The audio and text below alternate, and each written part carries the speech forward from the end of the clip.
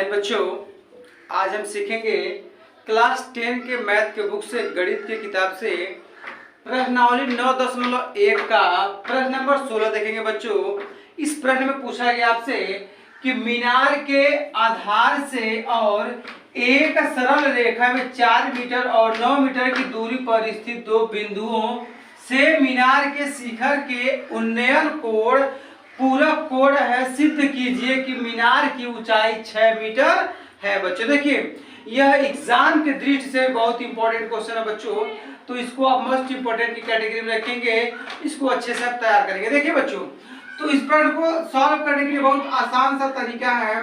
देखिए, जो प्रश्न में कहा गया है कैटेगरी में, इसको स्टेप बाय स्टेप उसको क्या करिए आप लिखिए। पहले तो आपसे कहा गया है कि मीनार के आधार से, मतलब कि एक मीनार बनाना है। क्या बनाना है? मीनार बनाना है। यहाँ पे क्या हो गया, मान लीजिए आपका मीनार क्लियर है।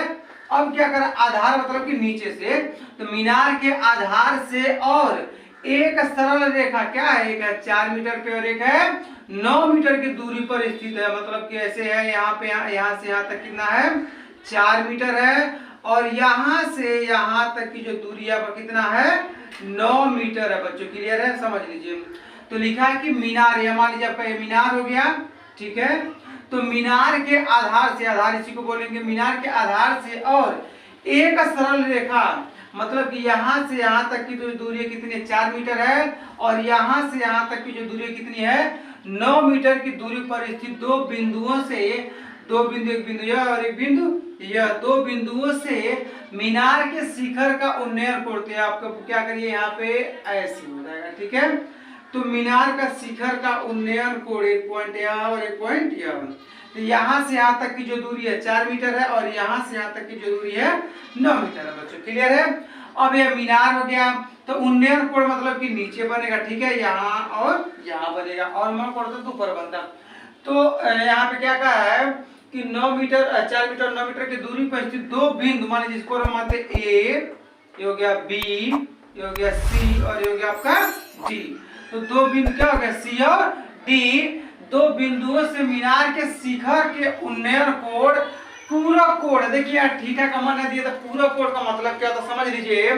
तो पूरक कोण का मतलब होता है बच्चों ऐसे दो कोण जिनका योग कितना डिग्री हो, 90 डिग्री हो। बच्चों क्लियर है। ऐसे दो कोण जिनको जोड़ने कितना हो जाएगा, 90 हो जाएगा, तो क्या हो जाएगा आपका पूरक कोण हो जाएगा। बच्चों ठीक है। तो ऐसी का पूरक कोण है, सिद्ध कीजिए कि मीनार की ऊंचाई जो है वो 6 मीटर है। आपको यह सिद्ध करना है। क्लियर है बच्चों, बहुत अच्छे। तो यहाँ लिखेंगे माना, क्या देखेंगे, ए बी मीनार, तो लिखिए माना, माना ए बी मीनार है। ए बी क्या है, मीनार की ऊंचाई है, मीनार है। क्लियर है। अब देखिए, तो ए बी मीनार है, और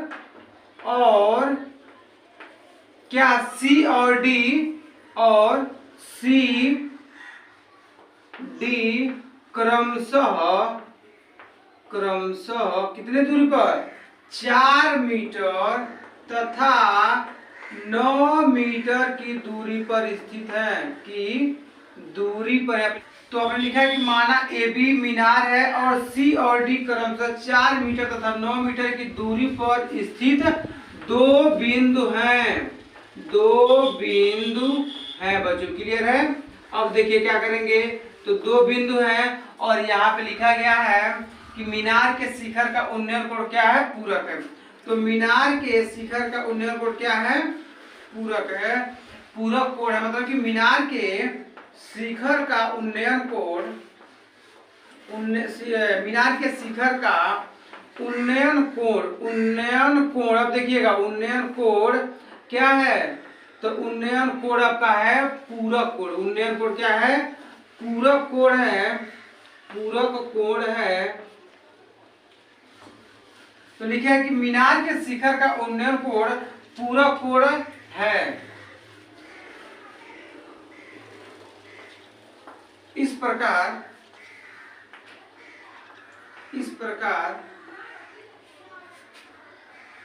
एक कोण क्या हम कर लेंगे, एक कोण थीटा तथा दूसरा कोण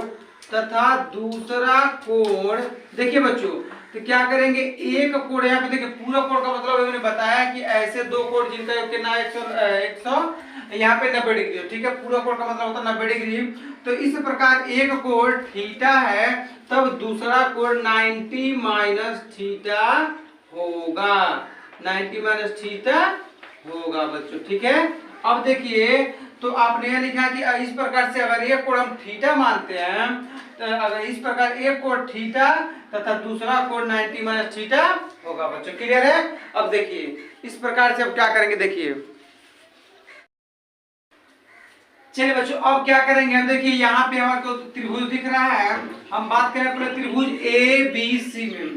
तो त्रिभुज ए बी सी में देखिए, यह जो भाषा लिखे हैं इसमें आपको कुछ दिमाग नहीं लगाना बच्चों, इसी में से हमने क्या किया है, उस भाषा को लिख लिया, क्योंकि यहाँ पे कुछ ऐसे पॉइंट्स है जो लिखना जरूरी था। मतलब कि ये वाला पॉइंट की 4 मीटर 9 मीटर की दूरी पर है, और यहाँ पे जो उन्नयन कोण, इसको थोड़ा आपको विस्तार से समझाना पड़ेगा कि उन्नयन कोण का मतलब क्या, मतलब कि उन्नयन कोण बोला है, उन्नयन कोण यहाँ पे पूरा कोण जो है, अगर एक थीटा है तो दूसरा 90 माइनस थीटा होगा, तो इसको आपको यहाँ लिखना पड़ जाता है। चलिए बच्चों, तो ए बी सी की हम बात कर रहे हैं, यहाँ पे हमको देखिए कर्ण से कोई मतलब नहीं है, तो हम क्या लगाएंगे, tan लगाएंगे, tan। और यहाँ पे देखिए आपने एक मान लिया, अगर थीटा मानेंगे तो दूसरा क्या हो जाएगा 90 माइनस थीटा, ठीक है। तो एक कोण आपने थीटा कोण मान लिया, दूसरा मान लिया 90 माइनस थीटा मान लिया। तो देखिए हम पहले लगा लें tan थीटा, लंब बटे आधार होता है, तो लंब आपका है ए बी है, और आधार क्या बच्चों, देखिएगा आधार है बी सी। अब देखिएगा, तो अब आप बताए tan थीटा, तो tan थीटा रहने दीजिए। अब आप हमको बताइए कि ए बी का मान नहीं पता है, तो रहने दीजिए, इसको सिद्ध करना है। बीसी का मान पता है 4 मीटर, ठीक है। तो आप इसको कर लीजिए समीकरण 1, क्या कर लीजिए, इसको कर लीजिए समीकरण 1। फिर देखिएगा हमने क्या बताया आपसे कि यहाँ पे tan थीटा बराबर होता है लंब बटे, तो लंब है ए बी, आधार है बी सी। तो अब आप देखिए कि tan थीटा का मान नहीं पता, थीटा रहने दीजिए बस, ए बी बटे मतलब ए बी का मान नहीं पता, बी सी का मान 4, तो रहने दीजिए। अब ये समीकरण दूसरा पाते हैं। अब हम देखते हैं त्रिभुज, अब बात करेंगे त्रिभुज किसकी, ए बी डी की। त्रिभुज ए बी डी में, त्रिभुज ए बी डी में। अब देखिए, तो यहाँ पे भी लगाएंगे tan ही लगाएंगे, tan और थीटा यहाँ पे 90 माइनस थीटा, तो 90 माइनस थीटा, ठीक है। तो देखिए यहाँ भी थीटा मान सकते थे, और यहाँ 90 माइनस थीटा मानते तभी भी कोई प्रॉब्लम नहीं होता बच्चों, ठीक है। अब देखिए, तो tan 90 माइनस थीटा हो जाएगा, तो यहाँ पे भी tan मतलब लंब बटे था, तो लंब हो जाएगा ए बी बटे आधार क्या है बी डी, आधार क्या है बच्चों, बी डी है। tan 90 माइनस थीटा होता है काट थीटा, tan 90 माइनस थीटा क्या होता है, काट थीटा, बराबर ए बी का मान नहीं पता है और बी डी का मान पता 9 दिया गया है, यहाँ लिख लेंगे। चूंकि हम जानते हैं कि tan 90 minus theta, tan 90 minus theta बराबर होता है काट थीटा, काट थीटा, tan 90 माइनस थीटा क्या होता है, काट थीटा। अब हम क्या करेंगे, इसको बॉक्स में क्लोज कर लेंगे। अब यह हो गया समीकरण 1 और यह आपका हो गया समीकरण 2। चलिए, तो समीकरण 1 और समीकरण 2 अब समझते हैं। तो समीकरण 1 और समीकरण 2 का गुणा कर दीजिए। समीकरण 1 और समीकरण 2 का क्या करिए बच्चों, गुणा कर दीजिए। समीकरण 1 और समीकरण 2 का गुणा करने पर, समीकरण 1 और समीकरण 2 का गुणा करने पर, देखिएगा 2 का गुणा करने पर, चलिए तो जब गुणा करेंगे बच्चों, देखिएगा जब गुणा करने पर, अब देखिए क्या करेंगे, जब गुणा करिएगा आप तो ऐसे नहीं, इसकी जो बाएं साइड है बाएं साइड गुणा करेंगे, जो दाएं साइड है दाएं साइड गुणा करेंगे। तो यहाँ पे देखिए पहले क्या था, tan थीटा और इसका क्या है इनटू काट थीटा बराबर इसका ए बी बटे 4, ए बी बटे 4 गुणे इसका क्या है ए बी बटे 9 है, ए बी बटे क्या है बच्चों 9।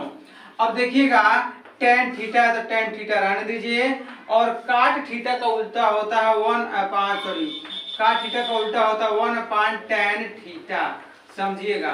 तो ए बी हो जाएगा, ए बी का स्क्वायर हो जाएगा और 9 चौक हो जाएगा 36, तो tan से tan कैंसिल हो गया।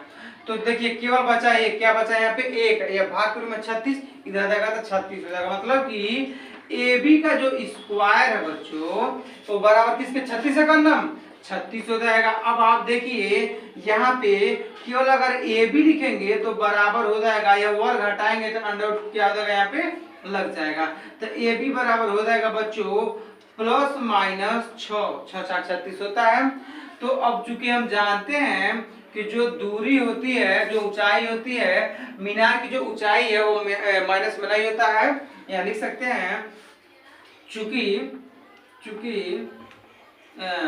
ठीक है, चूंकि मीनार की ऊंचाई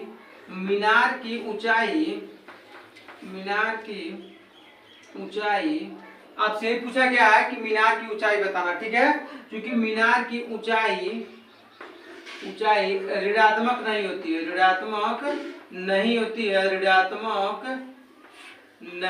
है, बच्चों देखिएगा, ध्यान समझिएगा कि किसी की लंबाई चौड़ाई या ऊंचाई माइनस में नहीं होता। तो लिखे कि मीनार की ऊंचाई ऋणात्मक नहीं होती है,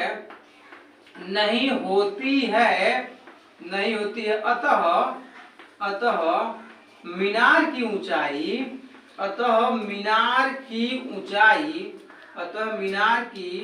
ऊंचाई कितना हो जाएगा प्लस में, मतलब कि 6 मीटर है, 6 मीटर है। यही आपको क्वेश्चन में बताना था। देखिए प्लस माइनस दोनों में आया है तो माइनस में ऊंचाई नहीं होता। देखिए चूंकि मीनार की ऊंचाई ऋणात्मक नहीं होती अतः मीनार की ऊंचाई 6 मीटर है बच्चों। तो इस प्रकार से इस प्रश्न को आपको लगाना था। दो टेक्निक थे इसमें, आपको पूरा कोण का मतलब कि 90 डिग्री दो कोणों का मान थे, थीटा तक 90 थीटा कर लिए, या 4 मीटर पे एक पॉइंट है और दूसरा जो बिंदु है 9 मीटर की दूरी पर है। तो इस प्रकार से आपको tan थीटा लगा करके अप्लाई करके पूरा कंसेप्ट इसको अच्छे से आप माइंड में फिर 2-3 बार रिवाइज कर लेंगे। Thank you for watching this video. अगर वीडियो से लाइक करिए, सब्सक्राइब करिए और दोस्तों के साथ शेयर भी करिए।